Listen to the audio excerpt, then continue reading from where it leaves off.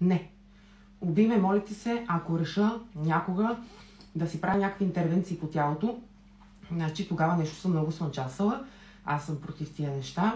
Но предполагам, какво визираш, често го срещам това нещо.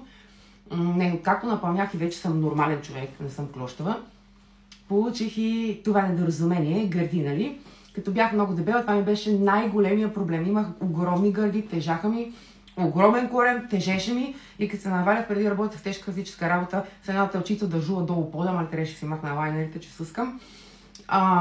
Много ми пречеше и много исках да отслабна. Като отслабнах и стигнах смъртоносните 40 няколко килограма, нямах гърди. Никакви, чашка, дори ми беше голямо, ходих си без отиен, чувствах се прекрасно.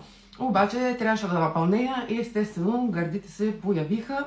И не съм особено щастлива от този факт, защото аз винаги съм харесвала клещава жена, без гърди, без дупа и така нататък, но пък съм здрава и не ми пука. Аз не съм цицуман, мъжете покрай мен никога не са били цицумани. Така. Това е общо взето. Нямам интервенции и не мисля да си правя.